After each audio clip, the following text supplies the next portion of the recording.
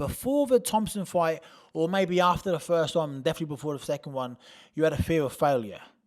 You said you weren't. You said in an interview you weren't scared of getting knocked out or embarrassed, but you had the fear of failure. What about failure were you scared of? Was it the people not caring about David Price, the boxer, anymore? The phone not ringing anymore? Possibly how people seen me. Possibly it was probably how people seeing me as a failure, and I'd probably labelled myself as a failure.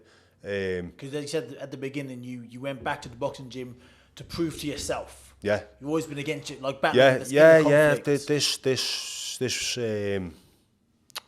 This chimp, and it's the chimp in your head. You know, it's the good devil, and it's the devil there, and it's the angel on there, and we all have these conversations with ourselves in our heads, and I am my own worst enemy for proving things to myself, and it's never been about proving to other people. Now, I remember my dad saying to me before the second Tony Thompson fight, you know, prove all these wrong, and I said, it's not about proving people wrong for me, it's about proving to myself, and that's just in me, that's how it is. So yeah, the fear of failure though was probably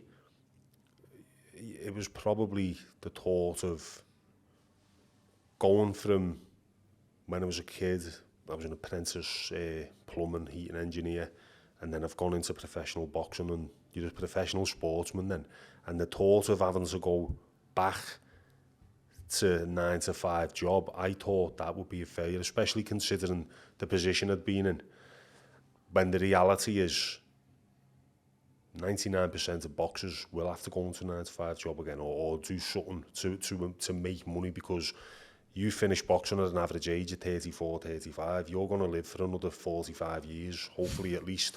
You need to go out and make money, and unless you've made astronomical amounts, you're going to have to do it. But in my silly, immature head, that was in my head, and if I lost that second fight, I had nowhere to go. So that's when the pressure started coming on, and the fear of failure. And fear of failure is fear anyway. Fear got the better of me, and it was fear and failing at what I'd set out to do. And you know, I let go of that later on, and felt like a new man. Yeah, mate, you say that hits hard, because when I hurt my eye, I'm not much of a crier. I don't cry much. Not saying crying's a bad thing. I don't do it very often.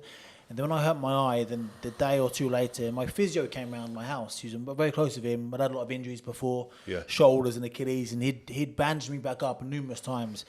But he couldn't fix this one. It was an eye thing, right? And he comes around, my wife is there, my girlfriend at the time, and then I was crying, and I don't cry often, so I knew I was in a bad place. And I said, and I'd moved to London at this point from Lowestoft, a little town where I'm from in East Anglia. And I said, I don't want to move back. If I can't fight, I've got to move back. I've got to move back and get a normal job. I don't want to do that. I've got half an A level. You know, that's all right. I've got no qualifications. I don't want to move back. And at the time, I thought, and what I'd done, and it sounds like the same with you as well. Like what I'd done, the worst thing I'd done, I become Anthony Ogogo, the boxer. And boxing was my identity. It was my life. It was everything to me. And if that goes, like I go, and you know, I haven't got children yet. If I do have children, if they box, then happy days. But I'll make them be whatever my kids are called. Like I should have been Anthony Ogogo, and that's who I am. Yeah. And boxing is what I do. It's not who I am. Yeah, exactly. If you separate that, you're mentally. I get it totally. Yeah, and that's where I feel now, because you can tell me these things, what John Rowland said, or people can say, Pricey, you was a shit boxer. And I'll go, okay, but I'm not a boxer anymore. That's fine. You know, say what you want, but when I was a boxer, I took it personally because it was my identity, and I've done that now. I've let the boxer go. But what you're saying there about, you know, when your eye went and you was like, I don't want to go back and get a job. It's a really daunting prospect for a professional sportsman to reach that crossroads and then go, what am I going to do now? It's scary. It's scary. It's scarier than any fight, because you've got your whole life ahead of you. You've spent your best years chasing your dream, which is to become a world champion or go to the Olympics. So you spent, well, not your best years, but let's say your most energetic years, your 20s, you're full of energy, you're full of life, and then you're like, you've spent them chasing the dream. That dream faded, and now what?